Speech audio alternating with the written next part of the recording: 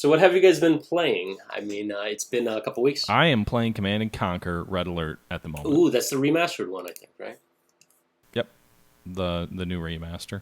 So everybody's I know is getting it. So is it worth the hype? Uh, I don't know. I haven't seen a ton of hype around it, but it's fun. I think that they do a good job of making the original playable. It's still janky in some ways. It still has some of the, the original games, headache and maybe lack of quality of life in some cases. Like it is an old game. The RTSs in the early 90s didn't have, or late 90s or whenever this thing came out, didn't have all the same things that I'm sure RTSs do today. But I don't play a ton of RTSs anyway, so I don't know. That was actually one of my questions. Can you select more than like 5 units or whatever? Yes, you can right click and drag. Okay.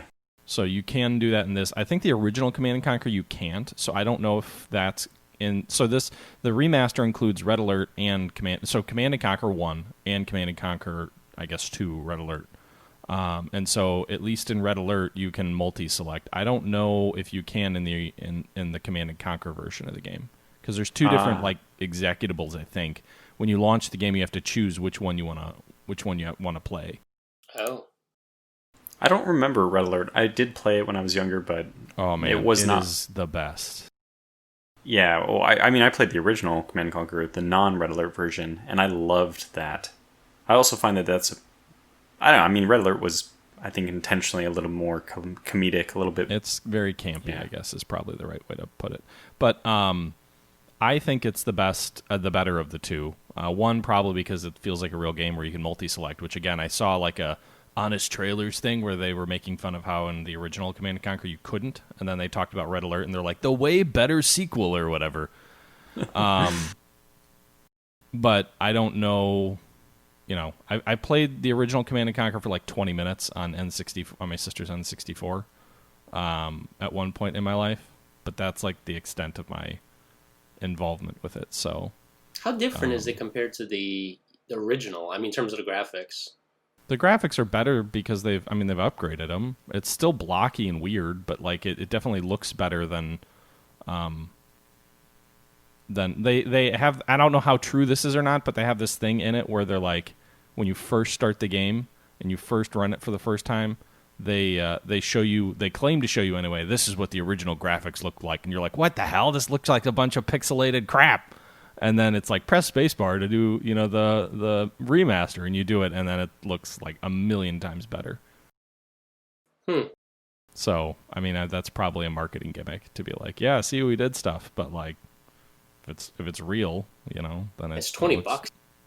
I mean, I don't know. I'm sure it wasn't exactly inexpensive. I'm sure to go back to an old game and just like make it work on a modern system, I would guess. I don't know. I think Jean's comment was that that's not expensive, right?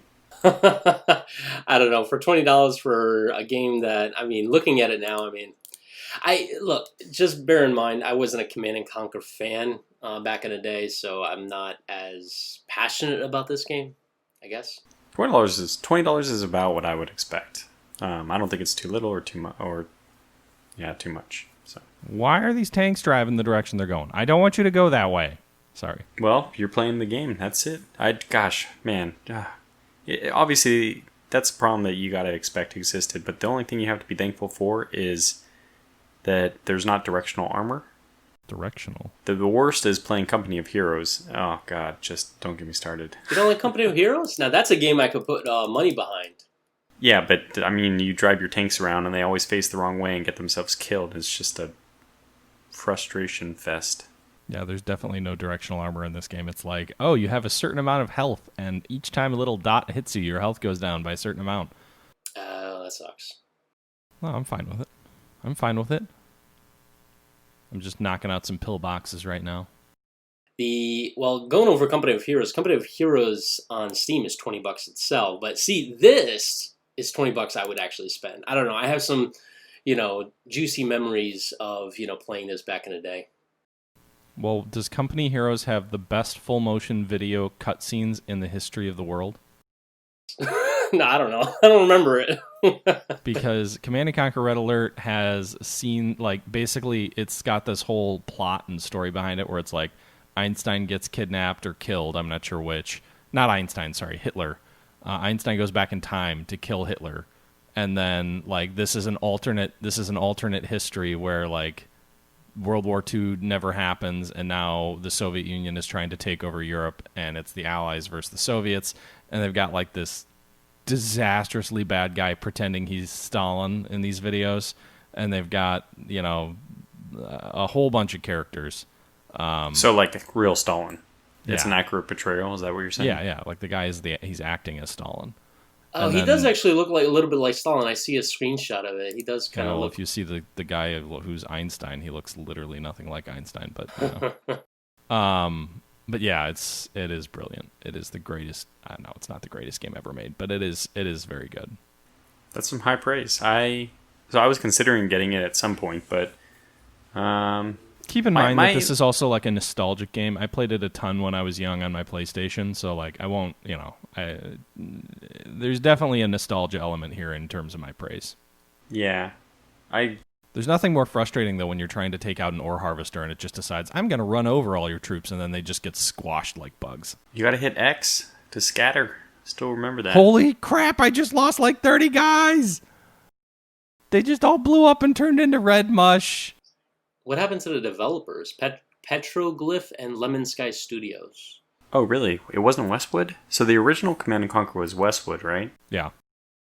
Interesting.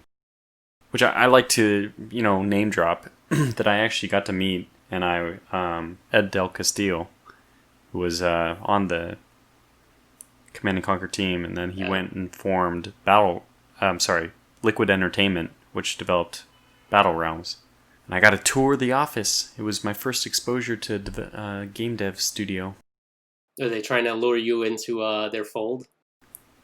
No, I mean, I think I was extremely interested, and I was in high school, and I'm sure that Ed was a real saint taking me along, because high schoolers are not like, we're socially awkward, and I was socially awkward, I should say, and I like was giving him advice on the game, like, you know, some high schooler. Oh God, if I could only go back. I mean, I when I was like 13 or whatever, I met Bud Selig and his daughter, Wendy Selig, when Wendy was still a owner of the Milwaukee Brewers. And I was like telling her players to like re-sign and give extensions and stuff like that. Like, I'm sure I was insufferable. Yeah, I guess the only consolation I take from your story is that hopefully I wasn't alone in my idiocy. I'm sure you weren't. We were all in high school once, right? Except for those people who haven't been in high school yet. Presumably, I mean, you know, not everybody. Okay, there's also the group of people who will not ever attend high school, I guess, if we're covering all our bases. Yeah, we're good. We got everything covered. Anyway, this is a weird episode. We're What about starting me? randomly. That's what I Yeah, what am I playing? I'm playing Total War Warhammer 2 still. I think I was playing it the last time we had a free podcast like this, a free form podcast, and I'm still enjoying the game. I've also been playing still some Shadow Empire. Yeah. I've been dabbling with some. I just got myself a steering wheel. For I was Shadow playing some Empire? Project Cars. You might be disappointed. Project Cars 2. What'd you say, Sean? No, I said you got yourself a steering wheel. I said you're going to be disappointed with Shadow Empire then. I don't think they work together. Yeah, that is an accurate statement. You do not use a steering wheel in the detailed, complex strategy game. But I've been playing some, mainly Project Cars too. But the thing is, I want to get more use out of my VR headset. So I've just felt that there's two very, I think, fitting titles or genres for a VR headset, and that's driving games and flying games. Well, you're definitely going to need it for B-17. Yeah, that'll be exciting. It's a ways off, I think, but I'm ready. Oh, you never know. You never know.